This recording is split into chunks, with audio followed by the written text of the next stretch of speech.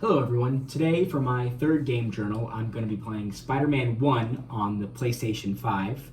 And the reason I am playing this game today is because the recently released Spider-Man 2 just came out a few weeks ago, and so I'm replaying Spider-Man 1 in order to prepare myself for the second game.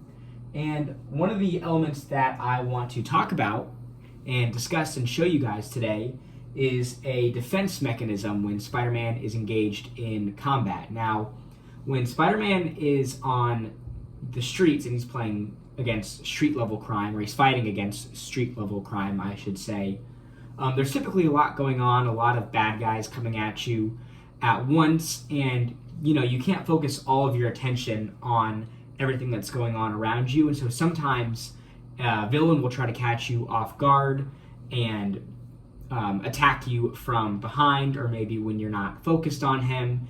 And what'll happen in that instance is, if you aren't attacking somebody that is coming up to attack you, what'll happen is above Spider-Man's head, a blue and white ring will show up, and that is actually his spider sense, which is very in line with what happens in the movies and in the comics, and that's just a signal to him and a signal to the player that he's about to take some damage, or he's about to be hit from another direction. And a way to avoid that contact when you see the ring is by pressing the circle button on the PlayStation controller, which is going to be right here. And that's all you have to do to avoid the contact. And typically he'll web out of the way, or he'll even slide between the villain's legs, and it allows Spider-Man to get away without being touched by a villain that comes up from behind. So I'll show you guys a quick example of that as I make my way down to the street. As you can see, there's just a lot going on, and you can see that blue ring that's showing up above Spider-Man's head because he has, stuff being pointed at him right now, guns being pointed at him. And right now, all I'm doing is I'm pressing that circle button, and it is flipping him out of the way of the damage. So every time you see that circle pop up above his head, you just press circle, and it moves him out of the way. And then if you want, you can go on to, attack the bad guys. There's a lot going on right now, so I'm actually going to evade this.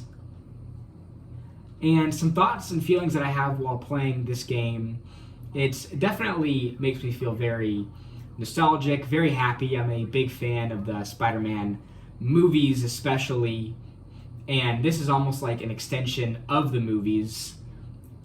This is almost a movie in and of itself. We'll talk more about that later, but yeah, it's just another way to express my fandom for Spider-Man.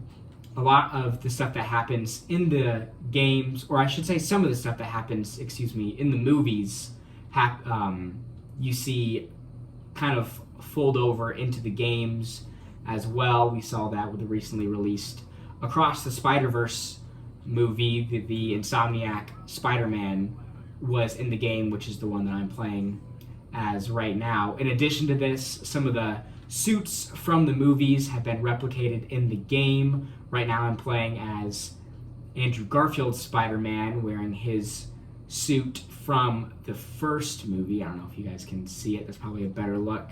And then when you go to the suits menu, there's also some, suits from the comics. Like right here we have Tom Holland's suit, Andrew Garfield's suit I was just playing as. Here's Tobey Maguire's suit. So this game is almost an extension of the movies, and I really, really appreciate the attention to details that Insomniac and Sony had when making these games.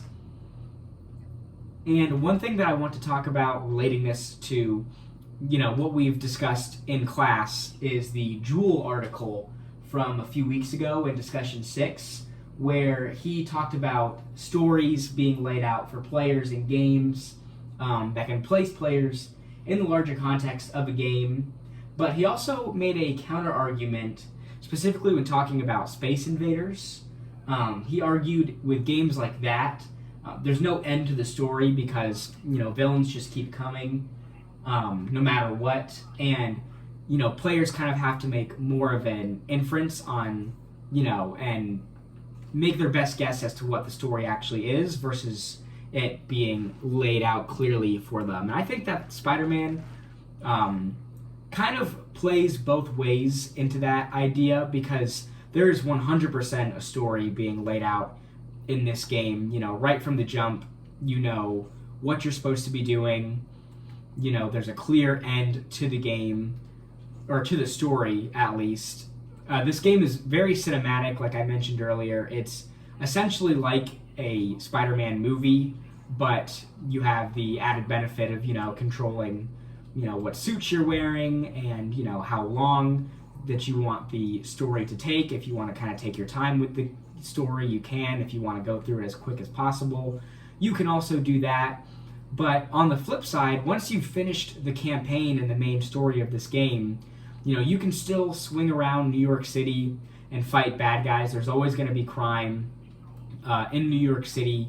And no matter what, even though the main campaign and the main story may be done, there are still going to be street-level crime and villains that you can fight against on the streets of New York City well after the main story and the campaign has completed. And so thank you guys so much for watching. I hope you all have a great rest of your day, and we'll talk to you soon.